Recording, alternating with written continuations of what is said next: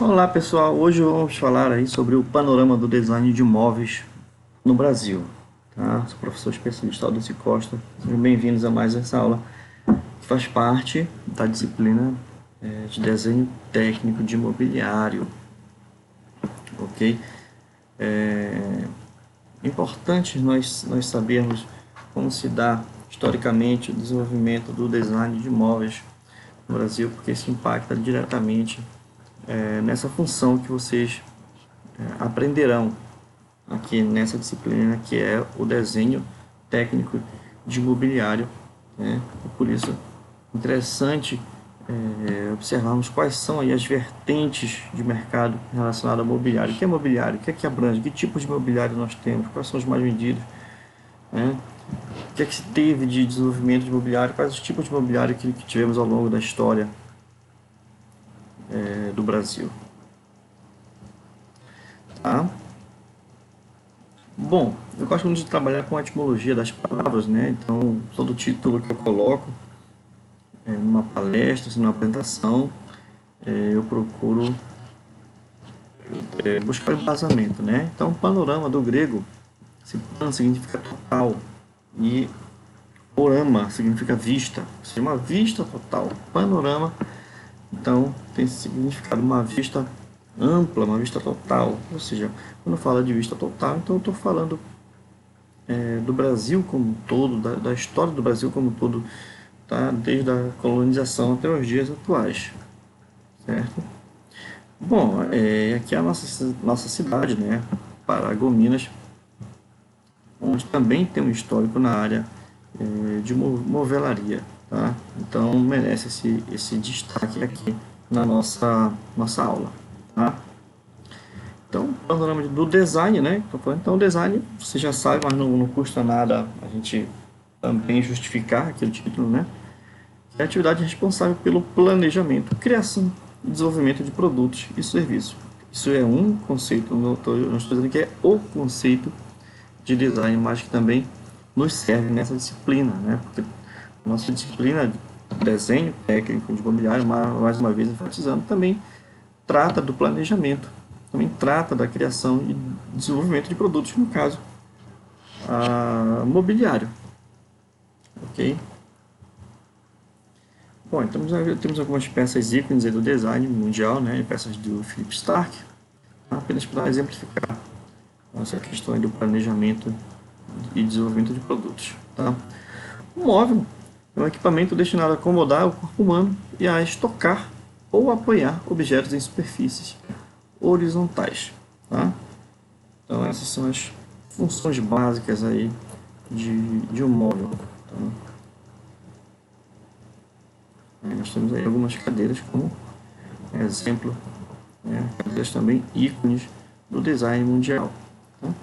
Então, o panorama do design de móveis no Brasil, perdão, para que a gente fale dessa forma, né? Para que a gente justifique esse olhar total, essa vista total sobre o design de imóveis no Brasil, nós temos que ver e verificar fatores históricos, nós temos que ver, analisar o desenvolvimento tecnológico do nosso país, nós temos que analisar aspectos culturais, até chegar na formação aí dos designers brasileiros, né? Falando também principalmente dos designers vanguardistas, os primeiros designers do Brasil, primeiros designers não de formação, mas digamos de atuação, né? Sem ter formação, mas a formação acadêmica, mas o histórico nos mostra que esses designers contribuíram com a formatação da profissão no Brasil, né? Sem ter formação acadêmica, mas desenvolver suas atividades, tal qual a formação acadêmica irá proporcionar aos estudantes que viriam e profissionais que viriam depois desses vanguardistas aí. Nós vamos falar de alguns deles, tá? Também é importante nessa palestra a gente ter claro essas distinções aí, tá? Dessas definições do que é carpintaria, o que é marcenaria, o que é movelaria, tá? Então, começando com a carpintaria, é a oficina onde trabalha o carpinteiro, né? Ou seja, é o que trabalha a madeira, é aquele profissional que trabalha a madeira, desde móveis, ferramentas antigas, construção civil, artigos para construção civil, construção naval, é, entre outros. Podemos dizer que o carpinteiro, tá, ele abrange um pouco das duas outras áreas que nós vamos falar, dos outros dois exemplos, né, movelaria e marcenaria, tá? O carpinteiro é aquele profissional que, por exemplo, na construção civil, tá, faz o barracão da obra, é, faz os tapumes, por exemplo. Então, ele trabalha a madeira assim, de uma forma geral, né? Mas sem ter aquele grau de acabamento que a gente vai ter aí na marcenaria, né? Por isso mesmo a gente diz aqui na definição que a marcenaria ela surgiu a partir da carpintaria. Tá? Então, o objetivo da marcenaria é transformar madeira em objeto útil ou decorativo. Tá? Nós temos aí uma marcenaria antiga, okay? Ou seja, que eles estão trabalhando só com móveis. Né? A gente está vendo ali um barracão de madeira. Esse barracão, por sua vez, seria assim, digamos assim, por definição, uma atividade de um carpinteiro.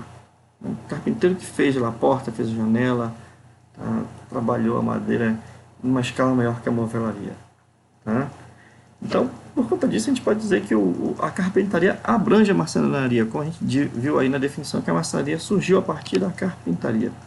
Então, nem todo marceneiro é carpinteiro, tá? Mas todo carpinteiro, tá, é um marceneiro. Né?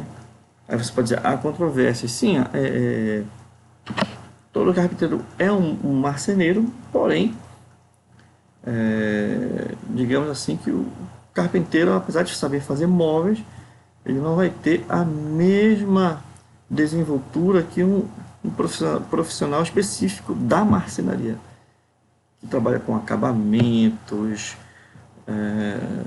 enfim, a partir de desenho mesmo, da leitura de projetos, enfim, tá? Digamos assim, eu vou usar um termo bem,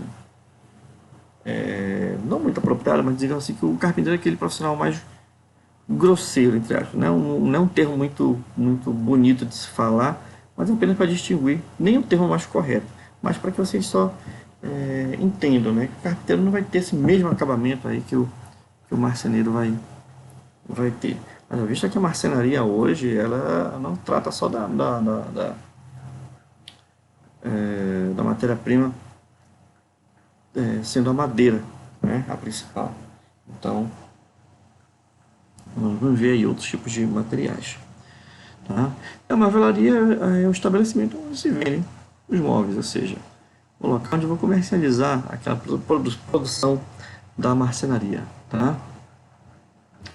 Então, nós vamos ver agora as configurações dos móveis, levando em consideração aí esse panorama do design brasileiro, né?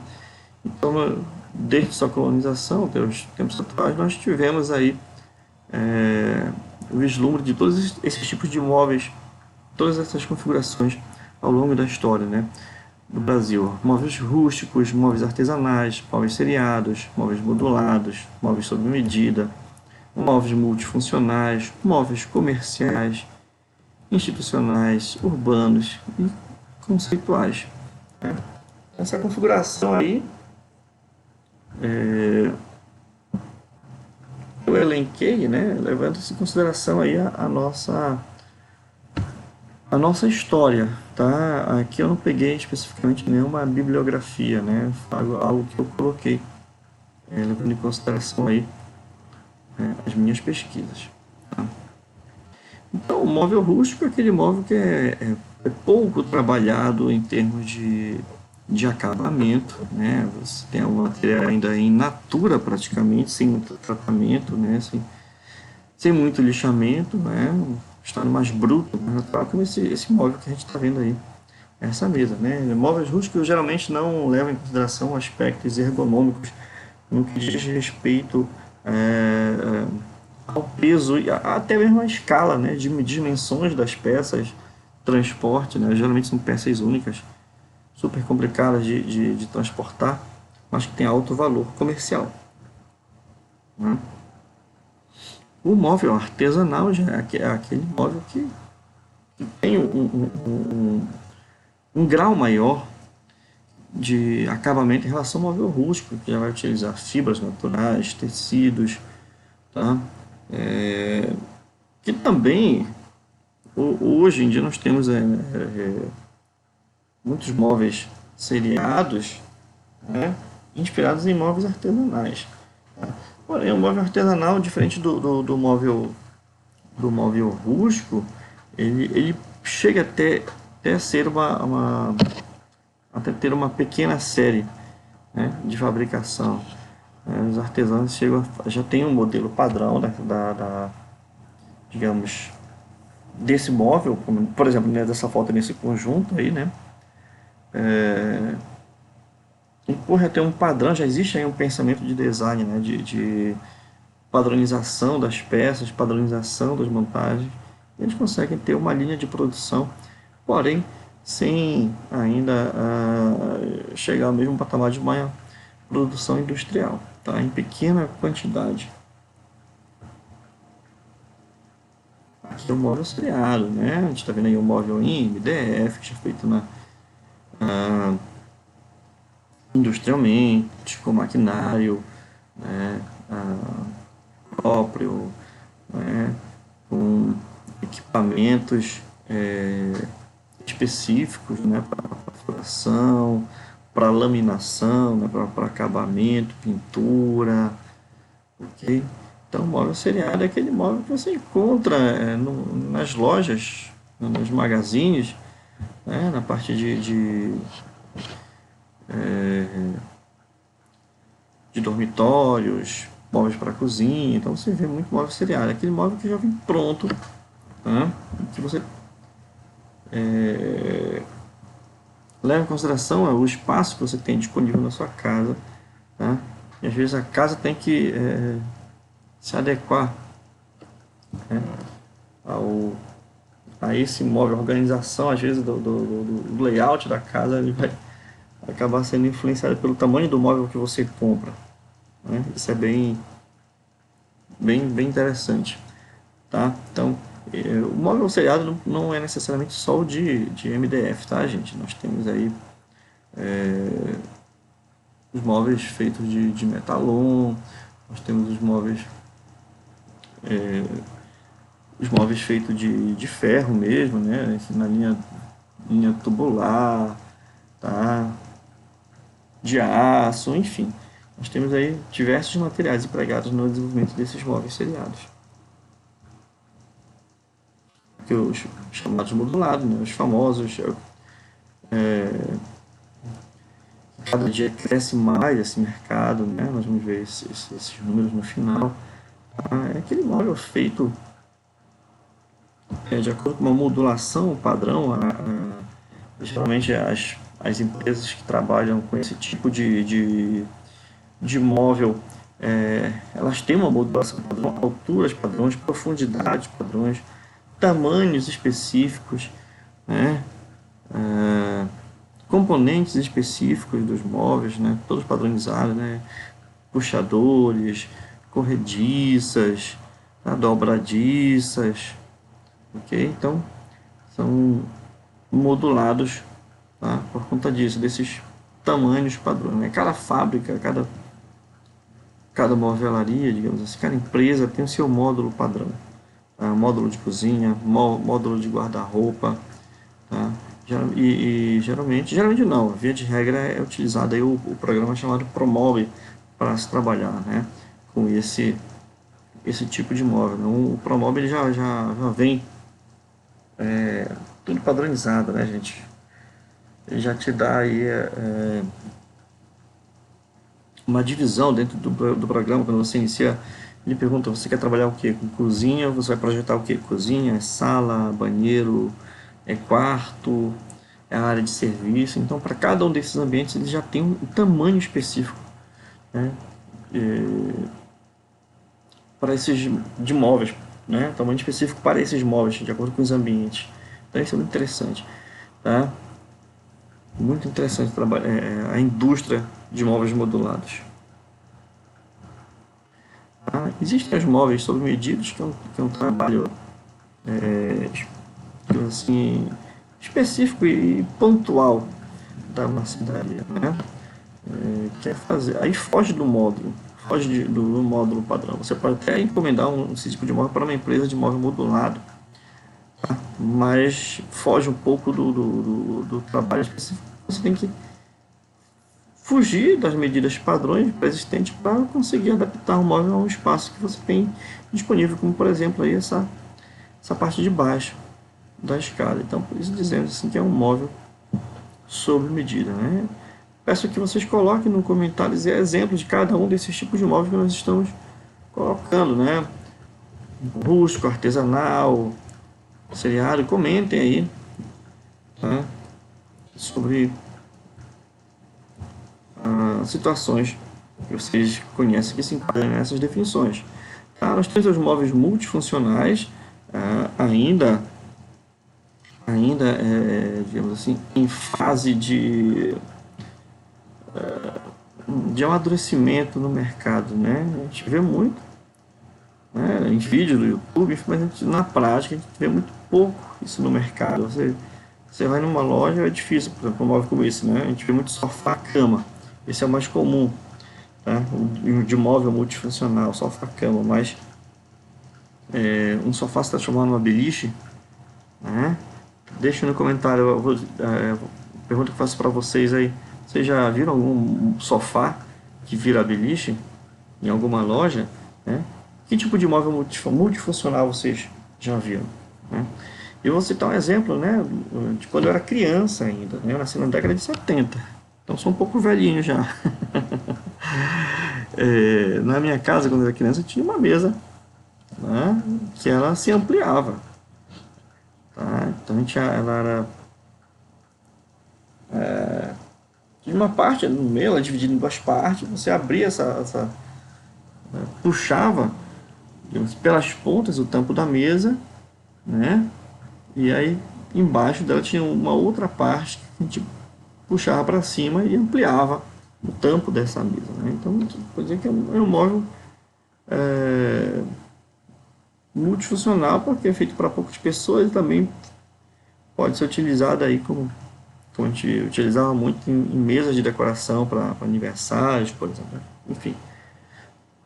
Tá? Então, comente aí, deixe seu comentário com relação a imóveis multifuncionais. O que é que você conhece? Que tipo de móvel você conhece, né? Tá? Enfim, aí temos os móveis comerciais, feitos para escritórios, para lojas, tá? Também de MDF, né? Os móveis institucionais. Aí entram aí os móveis escolares, móveis para igrejas, tá? Aí também se inclui nos móveis institucionais, também podem se incluir aí os móveis modulados, tá? Na verdade, a indústria de móveis modulados, elas podem abranger tanto o móvel sob medida, o móvel multifuncional, o móvel comercial, o móvel institucional, o móvel modulado, perdão, ele pode abranger todos esses tipos. Para imóvel urbano, não. Mobiliário urbano já é outra história, né? E aí já entram materiais que fogem do padrão do mobiliário usado para ambientes internos, tá? Então, o mobiliário urbano ele já é praticamente uma obra arquitetônica, tá? Que foge um pouco digamos assim, do domínio do designer, tá? Então, quando eu tenho um projeto como esse aí de uma parada, um ponto de ônibus, né? Eu digo que isso é um mobiliário urbano, porque eu vou ter aí vou ter assentos, tá? Vou ter aí peças para apoio dos usuários, tá? Tem ponto de ônibus hoje que você encontra até prateleiras, né? Tem vários projetos aí pelo Brasil, até de, digamos, bibliotecas itinerantes, onde você tá na parada do ônibus, vai ter uma prateleira lá com alguns livros, enfim. Foge um pouco do design, né? Foge um pouco porque quando tem obras dessa dimensão, né? Aí já sai da alçada do profissional de design, já entra aí no profissional de arquitetura. Mas quando tem obras em escalas menores, por exemplo, só um conjunto de bancos para praça, só um conjunto de brinquedos também para uma praça, enfim, aí já é outra história, tá? Nós temos aí os móveis conceituais, os móveis que vão fazer, que tem a função de fazer provocações à necessidade com relação ao uso dos materiais, tirar do material de um determinado contexto e aplicar em outro, né? Verificar possibilidades estéticas, de acabamento. E aí nós temos aí como precursores aqui no Brasil desse tipo de trabalho os irmãos Campanas. Desde a década de 80 eles trilharam esse caminho aí de sucesso e são reconhecidos internacionalmente por seu trabalho. Tá? Então, eu vou voltar aqui rapidamente às configurações, né? Então posso dizer e faço chamar uma atenção especial para vocês com relação aos móveis modulados, tá? Porque eles podem incluir todos os outros que estão logo abaixo dele, né? Sob medida, multifuncionais, comerciais, institucionais, com exceção aí dos urbanos e conceituais. Da mesma forma, os modulados eles não conseguem abranger aí os móveis rústicos artesanais, tá? E seriados. Tá? Então, o seriado, quando ele é feito em larga escala, o modulado ele não é feito em larga escala, apesar de ter o mesmo processo de fabricação, na maioria das vezes, os mesmos componentes, os mesmos acessórios, tá? Ele não é feito para atender uma demanda, essa demanda específica de mercado de móveis padronizados em grande quantidade. Tá? Então vamos passar adiante aqui, né? Vamos conhecer esse histórico dos móveis para saber onde é que nós estamos atuando, tá? Então, rapidamente eu vou tentar ser mais breve aqui na evolução do móvel, tá? Para que a gente, depois dessa aula, avance já para a parte de desenho do mobiliário, tá? Propriamente dito, na parte de representação gráfica, né? Então, a gente diz que o móvel ele evoluiu paralelamente à arquitetura, né? Então, quando a arquitetura se desenvolve com relação à proteção do ser humano, como a criação de abrigo, então tangencialmente ao desenvolvimento da arquitetura como abrigo, o móvel surge para também comportar o ser humano, acomodar o ser humano, como a gente viu na definição do móvel. Tá? E vai modificando-se ao longo do tempo de acordo com os avanços tecnológicos. Né? Então, a gente tem aí, na idade da pedra, digamos assim, né? o seu abrigo, e logicamente nós temos aí o desenvolvimento de uma espécie de mobiliário para comportar aí, para acomodar o ser humano, tá? Em suas necessidades. No Brasil, no caso da evolução do móvel no Brasil, até 1822 não era, veja só, permitida a existência de indústria, porque os produtos manufaturados deveriam ser comprados de Portugal. Tá? Então, nossos móveis até essa data direto da matriz, né, de Portugal. Então, o Brasil, em condição de colônia, existia unicamente em função da metrópole e não poderia de forma alguma competir com ela. E aí, após a fixação da corte portuguesa no Brasil, né, nós vamos ter em 1880 a primeira iniciativa de fabricação de móveis seriais no Brasil. Ainda, claro, com influências europeias, e sendo feito por artesãos imigrantes, ou seja, não existia uma linguagem nacional. Então nós vamos ter aí, né, esse nosso estilo, acho que era o mais clássico, um estilo mais barroco, né? Claro que já utilizando madeira, né, matéria-prima, nacional.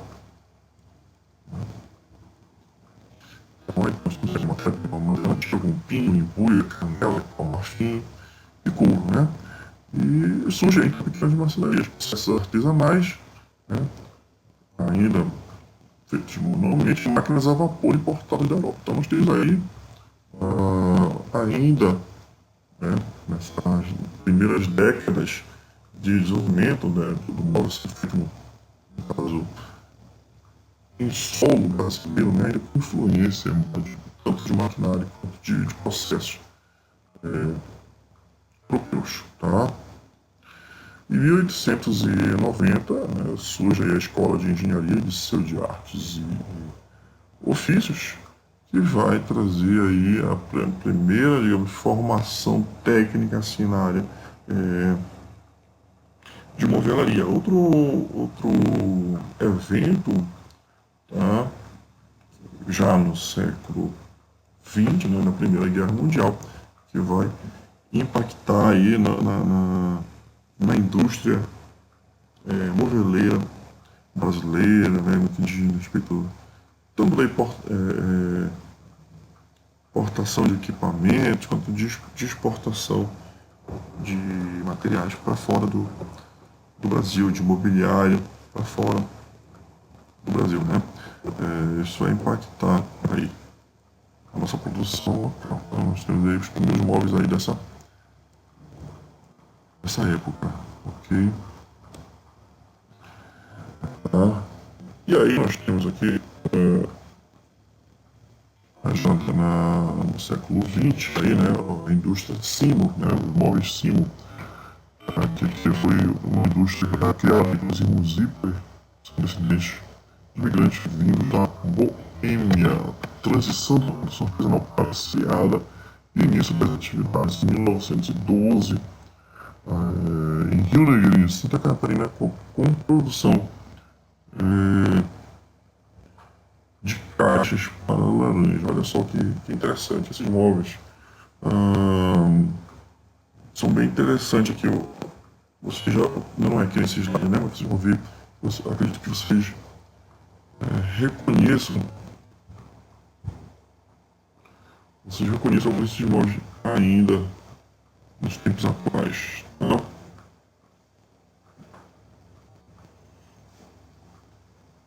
Então vamos lá. Em 1921, início a produção de cadeiras a partir do reaproveitamento das aparelhos de embuia. Tá? Iniciamos com caixa de laranja em 1912. Tá? E aí nós temos aí 9 anos depois, já começa a nossa produção de cadeiras. Foi a pioneira na introdução da tecnologia da laminação, tá? Lâminas de madeira, ok? Para quem não sabe, a lâmina de madeira é como se fosse uma folha, né? Quando eu comparo com uma folha de papel, só que feita de madeira. Já tive a oportunidade de ver o processo de fabricação de folhas de compensado. Então, o compensado ele é constituído de diversas lâminas de madeira, né? E aqui, a laminação que ele fala é isso, a produção dessas lâminas de madeira, utilizada principalmente para acabamento, né, dos móveis, e também para se poder ter colorações diferentes no acabamento. Aí entra a questão da técnica da marchetaria, né? Também é muito interessante. Em 1944 acontece a mudança de nome e logomarca, ou melhor, logotipo, perdão, né? Falando nesse termo para uma turma de design colocando logomarca é quase que um crime, né, gente? Peço perdão a você aí pelo erro aqui nesse slide, né? Esse slide é um pouquinho antigo, tá? E às vezes na nossa pesquisa a gente acaba passando batido, né? Mas eu tô aqui me justificando com vocês, desculpa.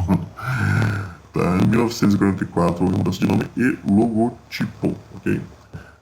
Foi a maior fábrica de móveis da América Latina entre entre as décadas de 30 e 70. Tá?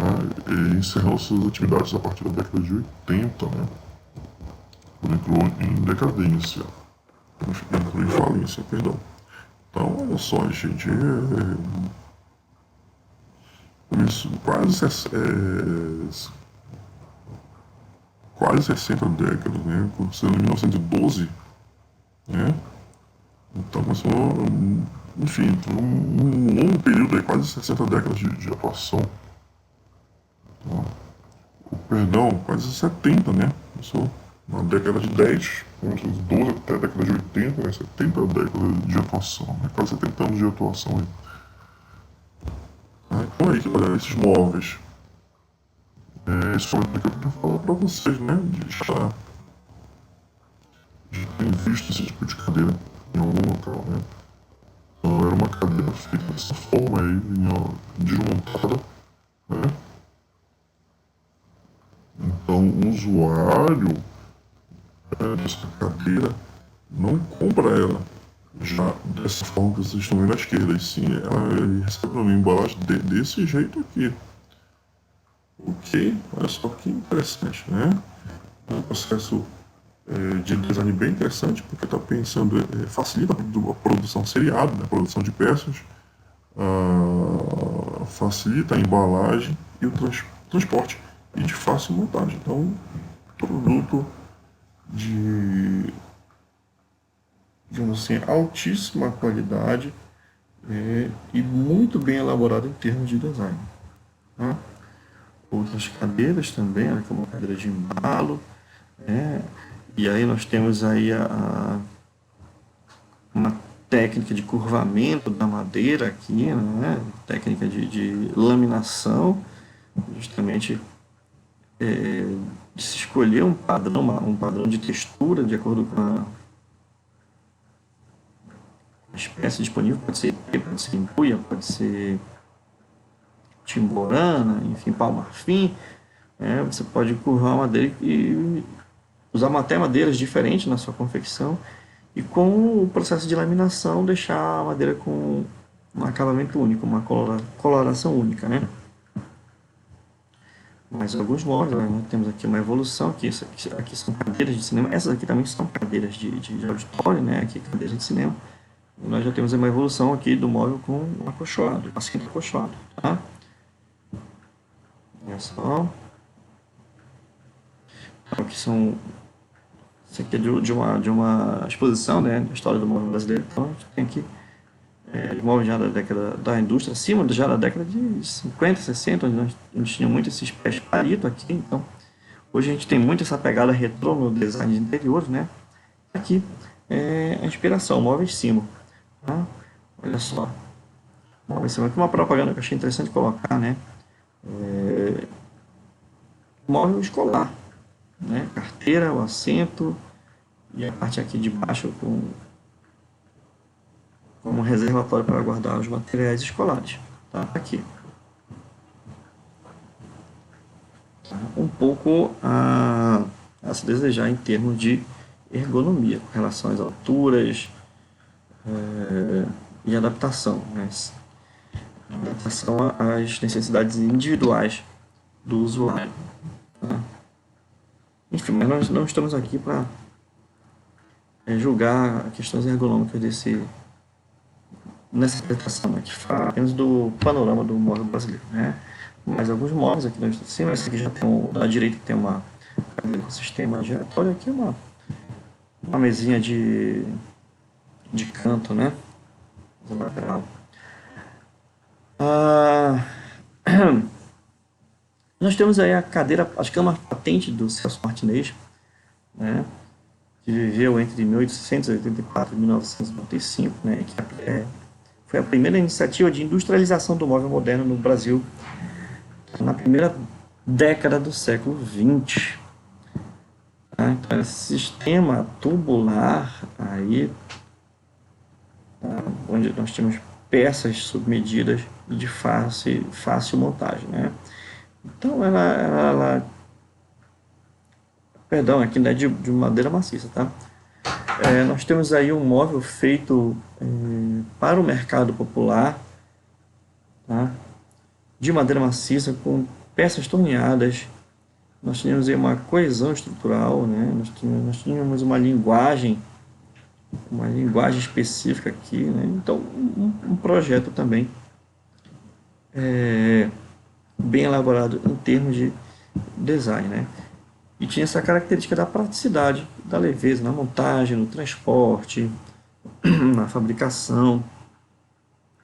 Ok? Essa coesão estrutural, mais uma vez enfatizando aqui, ela, você tem, observa a mesma linguagem aqui das peças, né, das peças estruturais, das peças de proteção mais finas e tudo mais. Isso também está relacionado com o maquinário, né? A padronização de peças também, ela, perdão, ela se dá, ela acontece também de forma a privilegiar o maquinário e as suas potencialidades. Se eu tenho uma peça torneada, né, então eu tenho obviamente um torno, tá, para que ela possa ser feita, né, e tenho os tipos de acabamentos específicos, as frestas específicas para se criar, digamos assim, os recursos estéticos específicos. Aqui não tem nada de muito complexo em termos de acabamento, né? Apenas a peça torneada numa seção circular. Tá? A gente não vê aí nenhum desenho específico nela, só que é esse afinamento, digamos assim, nos pés. Tá? Mas nada de muito complexo. Tá? Então, na década de 20, né, principalmente lá na Semana de Arte Moderna, a gente vai ver aí o surgimento aí de artistas, arquitetos que vão se debruçar sobre a criação de uma linguagem brasileira, digamos assim, para o móvel produzido no Brasil. Né? Não só para o móvel, né? Todos os aspectos artísticos, mas com pintura, cinema, tá? Música. Houve essa tentativa de se estabelecer uma linguagem brasileira. Então a gente vai ter vários artistas se debruçando sobre essas questões, tá? Inclusive no desenvolvimento de mobiliário. Né? Nós temos aí os pioneiros John Grice, Cassius M. Bois, Gregory Warshawski, Lazar Segal, Theodor Roberger. Tá? Então esses artistas aí, a maioria arquiteto, né, artistas plásticos, eles concebiam um projeto que destoava dos estilos predominantes no mercado nacional. Tá? Então eles queriam romper com esse padrão que até então ainda tinha resquícios de influências europeias. Né? E claro que esses móveis eles tinham um público-alvo seleto, né? Setores da elite, do governo, enfim, como forma de divulgação e consolidação dessa linguagem. Né? Na década de 30 e 60, nós vamos ter esse vínculo maior entre a arquitetura e o móvel, tá?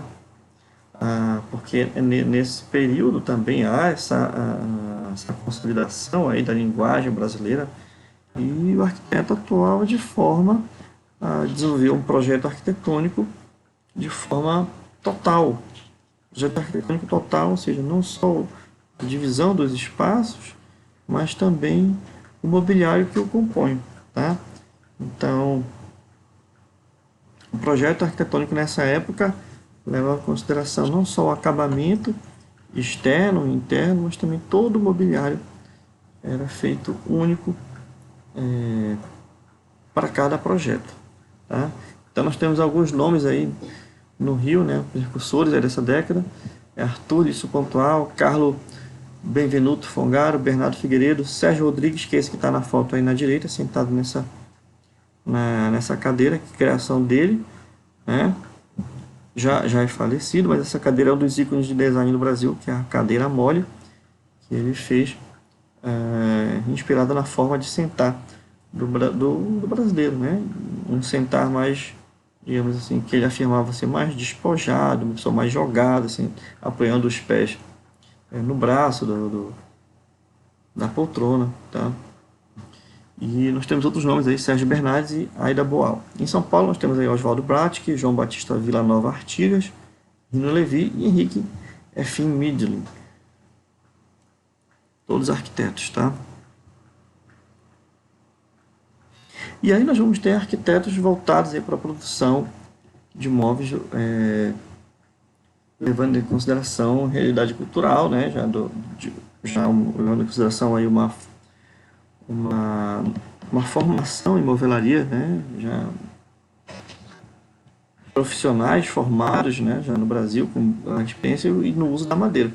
Então a gente vai ver aí, por exemplo, o Joaquim Terreiro, né? Criando essa cadeira aí de 3 pés, mas utilizando espécies de madeira diferentes, fazendo essa marchetaria aí belíssima, né? Onde nós temos aí diferentes tipos de madeira e criando elas mesmas o recurso estético da cadeira, né? Colorações diferentes, essas linhas que vocês estão vendo aí, isso não é pintura, isso são madeiras diferentes, coladas. Tá? Nós temos o José Zanini Caldas, que trabalhou com a rusticidade da madeira, porém tendo um desenho, tendo um projeto, né? Diferente daquele rústico que eu mostrei no início do slide, que não tem muito tratamento, aquele móvel que você pega a madeira do jeito que ela tá e apenas adapta a função que você quer, né? Esse aqui não, ele já usa recursos de marcenaria aqui mesmo, como encaixe. Se vocês conseguirem prestar bastante atenção aqui no meio, existe um encaixe de madeira, existe uma curvatura, existe algo planejado aqui. Então ele já tenta trabalhar com um conceito aqui dentro desse móvel rústico, tá? O móvel rústico do Zanini, ele tem uma assinatura, tá? E aí nós temos a arquiteta Lina Bobardi, Giancarlo Palante, Sérgio Rodrigues novamente, trabalhando com a madeira, e o Michel Arnaud, tá? Aí, a partir da década de 70, né, a gente observa o desenvolvimento da indústria brasileira e a partir daí a gente começa a utilizar madeiras reconstituídas, né, no mobiliário. Tá? Nós temos algumas peças aí, com fotos, né, preto e branco, né, aí já entra aí, um trabalho seriado, a gente já existe um padrão digamos assim, estético. Então a gente já vê aí um trabalho de projeto visando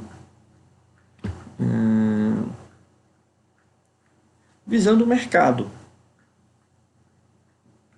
perdão, visando um nicho de mercado, né? Então tem imóvel para já começar até aquele imóvel voltado para residência, principalmente, levando a realidade da moradia brasileira, né? Como nós temos aí guarda-roupas, nós temos cômodas. Aqui no canto inferior direito eu acho que é uma penteadeira, tá? Nós temos uma cama, ok? Tá? Então é isso, madeira reconstruída, né? Então, madeira reconstruída são, procurando aqui, paralelamente aqui ao slide, né? Buscando aqui na minha colinha para ler para vocês um conceito de madeira reconstruída, né? Então, são chapas obtidas pelo processamento de madeira natural. Envolve altas temperaturas e materiais como a resina ureica, de extrema qualidade e versatilidade, para aderirem em um único bloco, transformando-se em fibras, partículas ou lâminas. Essas chapas se tornam grandes painéis planos, com tamanhos e espessuras variadas. Fazem parte desse processo chapas como MDF e USB. Tá? Aqui no caso a gente tinha o compensado nessa década de 70. Móveis feitos são de compensado com acabamento de laminado nas suas faces. Olha só. Então a gente tem aqui a madeira maciça ainda, tá? Nós vamos ter placas de compensado aí, tá? Com acabamento de lâmina de madeira, tá? Então a gente tem aqui nesse guarda-roupa ainda uma herança estética colonial aí, né? Olha só, tanto nos pés quanto nesses adereços aqui no centro, mas aqui já é uma madeira reconstituída, né? Todas com o mesmo acabamento, né? Os montantes aqui da porta, não, madeira maciça, mas o centro, tá? Madeira reconstituída, de espessura menor, né? De pequena espessura, tipo 5, 6 milímetros. Aqui eu tenho um montante de 10 milímetros, por exemplo, né? Então nós temos aqui, ó, portas e laterais em painel almofadado. Então, o painel almofadado é isso. Tem esse montante de madeira maciça com o centro numa madeira mais fina. Tá? Pés torneados, madeira maciça. Totalidade da cama em madeira maciça, que tem a cama inteira como madeira maciça, né? Da mesma forma essa mesinha lateral. Né? E aqui nós temos o móvel, essa cômoda com as gavetas em madeira maciça, como ele mesmo diz aqui, tanto a frente delas também, né? E aqui nós temos essa estrutura da cômoda em madeira maciça, porém as suas laterais e tampa em madeira reconstituída. Eu vou ter painéis, tá? Painéis de compensado com acabamento em laminado, tá? Uma das vantagens também, deixa eu ver se tem, desse trabalho, né, de madeira reconstruída, é de você evitar fissuras, né, nos móveis, empenamento, que a gente vê muito no móvel de madeira maciça, né? Além do peso, a madeira reconstruída lá, essa questão da leveza. Entre a década de 70 e 80, né, a década classificada como do milagre econômico brasileiro, né? Há um crescimento do mercado, o crescimento da indústria, e nós temos a introdução do aglomerado, né? E a utilização da chapa de fibra na forma de painel semi-oco, tá? Existem painéis aí, hoje nós temos um painel chamado de tamborato, né? Que a parte interna dele é como se fosse uma colmeia, né? Então você vê lâminas de madeiras coladas de forma perpendicular à face externa delas, né,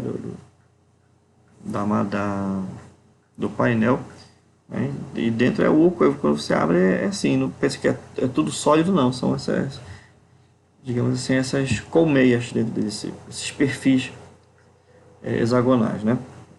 Então nós temos aí, ó, um móvel clássico aí de móvel de cozinha, né. Até hoje nós temos móveis similares a esse acabamento, a esse formato aí, né? Tá? Nós temos aí um kit de 7 portas sem gaveta, aqui kit de 7 portas com gaveta, tá? Aí tem a profundidade, essas profundidades até hoje, gente, impressionante, como a indústria ela mantém, né, a altura de profundidade de gavetas, tá? Mesmo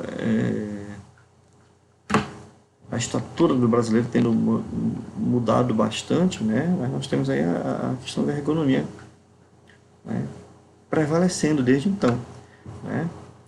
Como a gente viu no exemplo dos móveis Simo, que não existia não existia muito essa preocupação pegando o exemplo daquele móvel escolar, né? Aqui não. Você tem profundidade padrão, levando em consideração o tamanho dos utensílios que você guardar nessa parte superior, a altura deles, né, que está mais próximo do usuário aqui, no caso desse espaço para se colocar pratos, copos, né, bem interessante a altura aqui da bancada, que é um pouco mais larga. Então, são detalhes que a gente observa até os dias atuais. Tá? Estante aglomerado revestido com lâmina de madeira. Tá? Estante em painel semi-oco de chapa dura impressa. Tá? Aí a gente já tem o uso de papel, né? Ou seja, que vou ter aí a impressão, simbolizando aí uma textura de madeira, né? Essa estante aqui da direita, ela lembra muito a minha infância. Esse tipo de estante aqui é comum nos lares brasileiros, e os dois, né? São comuns, tá? Introdução do aglomerado, né? Hoje nós temos o MDP, que é um material muito próximo ao aglomerado, quer dizer, é um aglomerado melhorado. As fibras internas, né, elas são mais finas do que as fibras do aglomerado, porém é o mesmo conceito, né?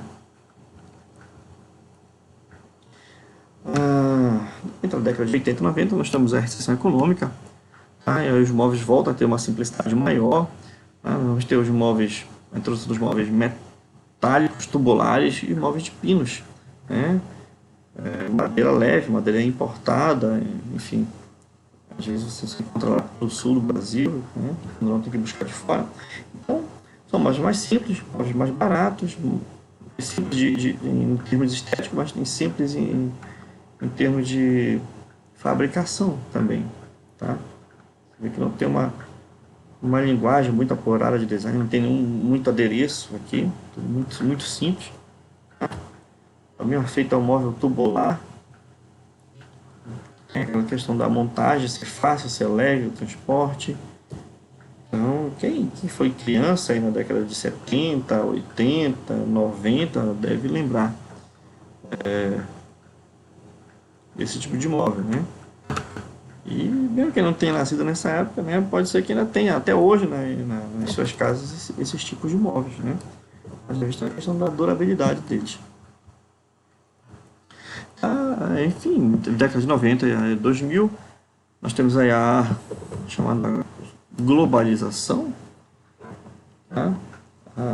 O embrião da globalização, ou seja, essa questão do livre comércio, uma linguagem universal, tá? Facilidade para importar equipamentos, barateamento dos equipamentos, tá? E aí os móveis vão começar a melhorar esteticamente, né? Aqui ainda não temos televisão de LED, né? Viu, gente, né? Não temos televisão 4K, nada disso, tá? Tudo televisão de tubo ainda, olha só o rádio, né? Mas já voltamos a uma produção aí com a utilização do aglomerado, do MDF, agora, né? Década de 90, 2000 já vão ter aí o MDF, né?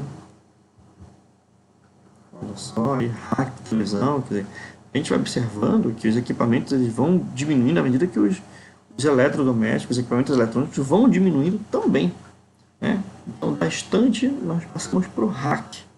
Olha aí. Olha os quartos mais bem elaborados, olha só.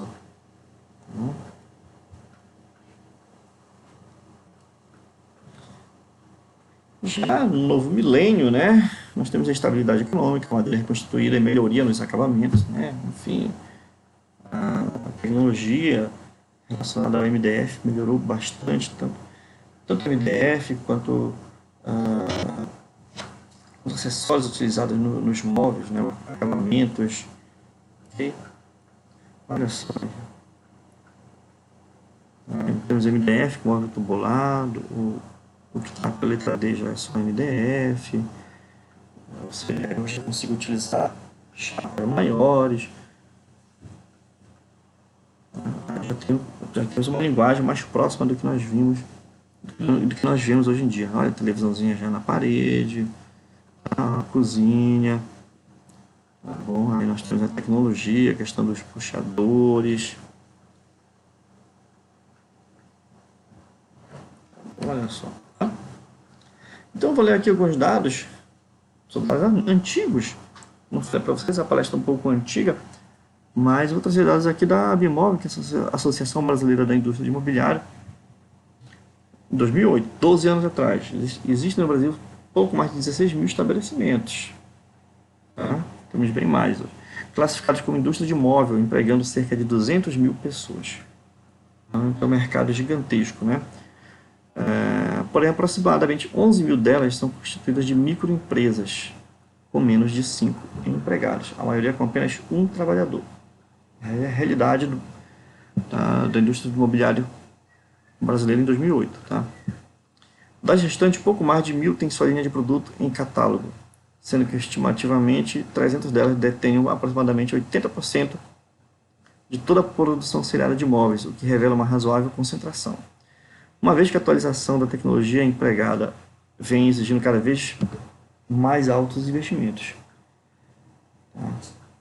O faturamento total do setor está estimado em 20 bilhões para o ano de 2009, sendo as exportações responsáveis por aproximadamente 10% do volume total.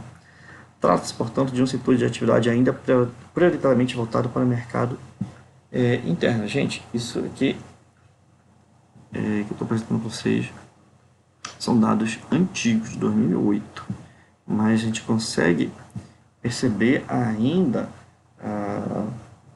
hoje em dia, alguns gargalos aí, né? Com a questão aí do uso da tecnologia, tá? Você vê 200 mil pessoas naquele período, né? 16 mil estabelecimentos, sendo que, olha só, 11 mil são constituídas de microempresa. Isso ainda é regra hoje, né? Da microempresa. Quantidade de empregados, 5 empregados aí, também ainda é regra hoje, tá? Então,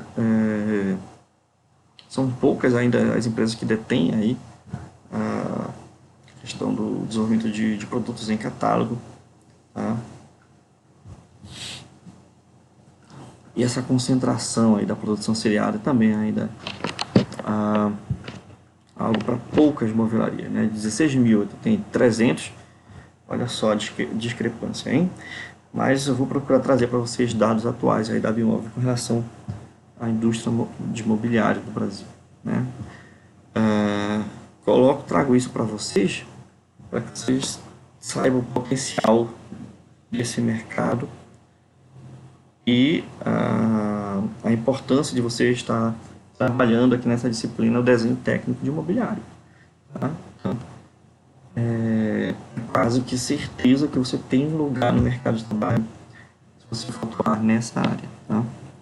Baseado no volume de painéis escoado para o setor, segundo o segundo cálculo nosso, produz-se anualmente cerca de 9 milhões de peças para o dormitório.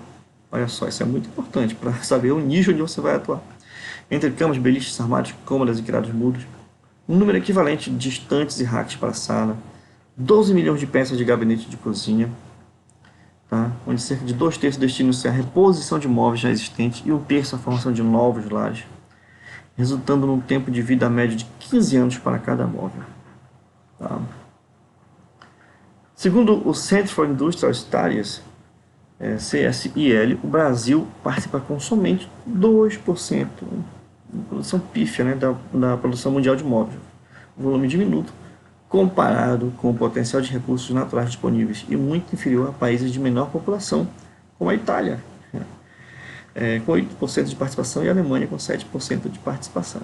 Significativamente distante dos líderes mundiais, a China, China sempre, né, com 20%, sendo um pouco mais da metade destinada à exportação, e Estados Unidos com 18%, sendo também o maior importador. Então, dados de 2008, hein? Vou buscar para vocês esses dados atuais aí da Abimóvel, tá? Gente, era isso. Muito obrigado. Não se esqueça de se inscrever no canal, dar um like, aquilo tudo lá, compartilhar. É isso. Esse panorama aí, gente, é para trazer para vocês aí esse, digamos assim, para trazer para vocês essa visão, tá? De mercado, né? Esses dados finais aí são muito importantes até para estimular que vocês tenham noção de que existe possibilidade, né? Existe essa possibilidade de atuação concreta, como eu falei anteriormente, quase que certeza de você conseguir o seu lugar ao sol nesse mercado, digamos assim, né? Se você gostar desse mercado, sempre tem trabalho na área de design de móveis. É um mercado muito competitivo, porém a demanda é muito alta, tá bom? Então, é bom você conhecer aspectos históricos, aspectos de desenvolvimento do mobiliário, para saber, para lhe dar mais bagagem, mais repertório projetivo, tá bom? Mais repertório projetual. Então é isso, gente. Muito obrigado. Vou ficando por aqui e até a próxima. Sim, essa é a nossa última aula. Nossa última aula teórica, tá? Na nossa disciplina de 60 horas, 20 horas destinadas a referencial teórico, tá bom? Então, a partir da próxima aula, nós vamos nos ver depois do Natal, vai começar a parte prática da disciplina, tá bom, gente? Muito obrigado, Feliz Natal para todos, boas festas e nos vemos dia 20, eu acho que é dia 28, né, que nós vamos nos ver novamente. Deixa eu dar uma colinha aqui no meu calendário. Hoje quarta-feira, 23, quinta, 24, sexta, 25, sábado, 26, domingo, 27, segunda-feira de 28. Então, é isso aí, gente. Tá? Até segunda, dia 28 de dezembro de 2020, se Deus quiser. Grande abraço. Até lá. Fui.